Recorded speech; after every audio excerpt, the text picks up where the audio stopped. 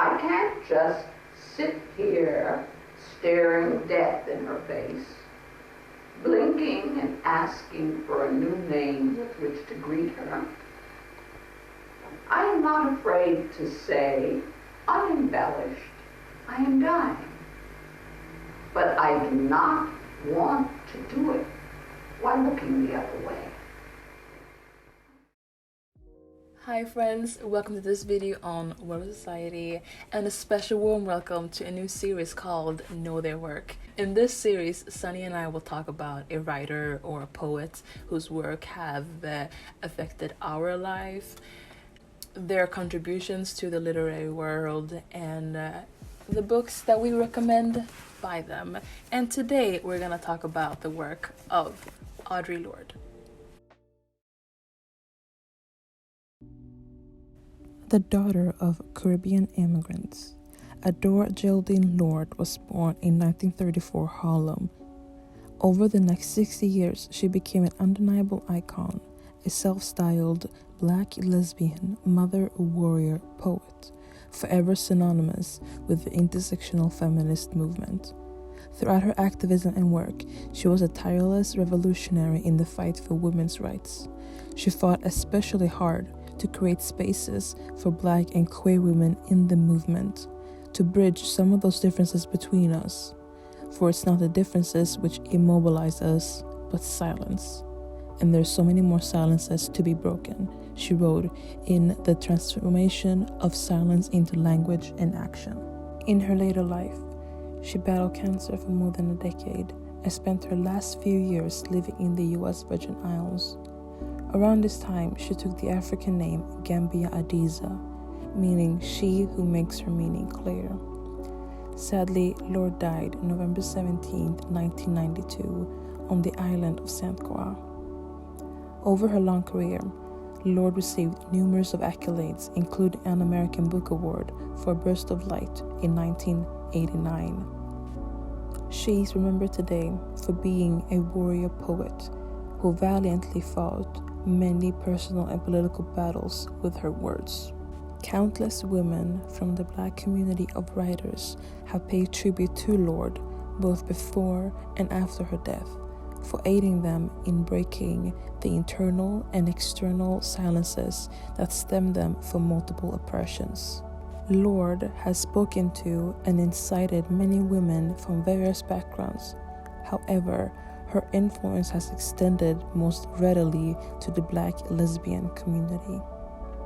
I say I'm a lesbian, and that doesn't mean that I can't sleep with a man. It does to a lot of people. It may mean that I don't sleep with a man, but it doesn't mean if I want to sleep. I mean, I slept with one, I have children.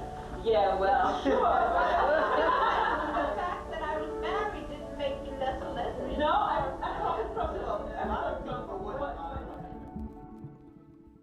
Audre Lorde is a poet and writer that I only knew of by name up until sophomore year in high school, but it wasn't honestly until like summer of 2020 that I picked up any of her work. Honestly, better late than sorry. And another thing that I'm ashamed of is that I pronounced her name Audre Lorde for many months, maybe even years.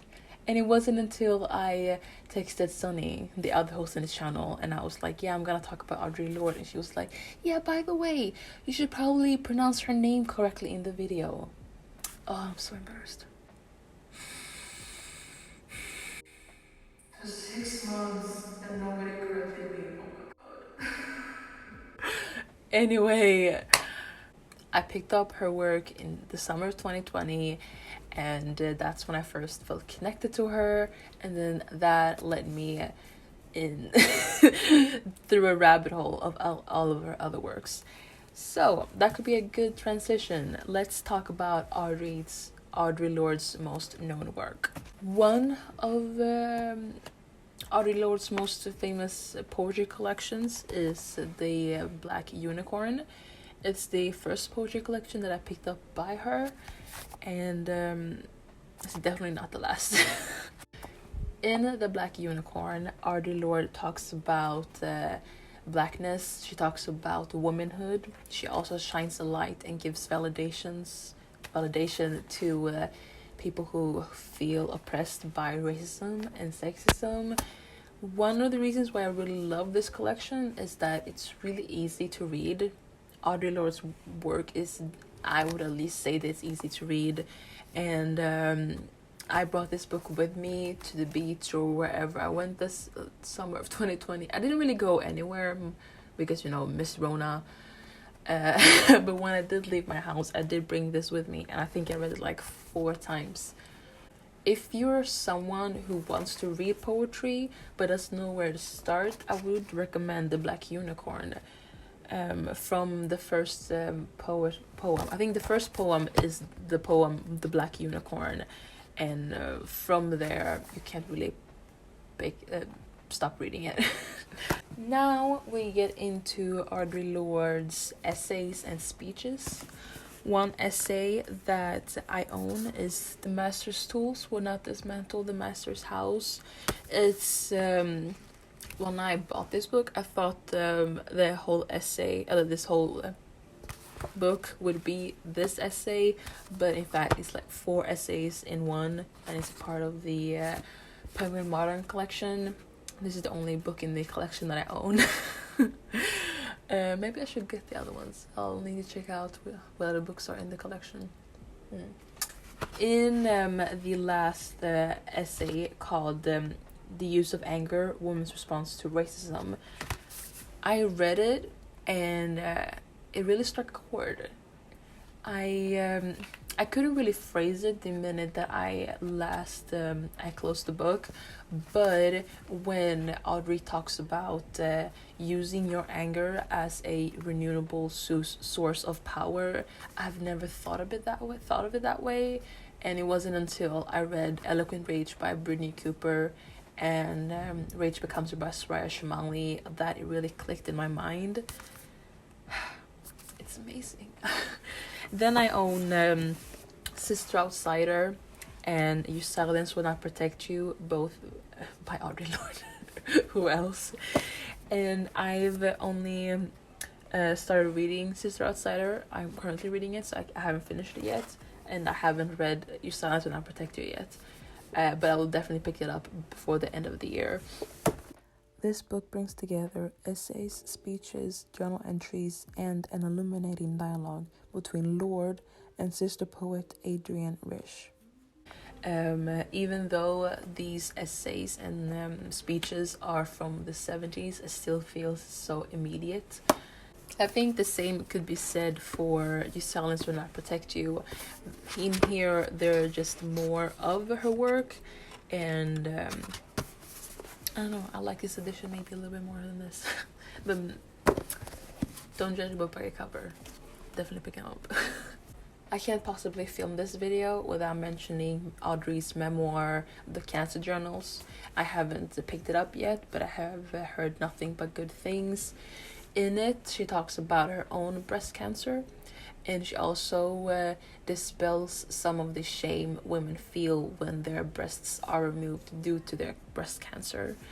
And I'll definitely need to pick it up very soon. And that's the thing with Audre Lorde's work. Decades after her death, her work is still being studied.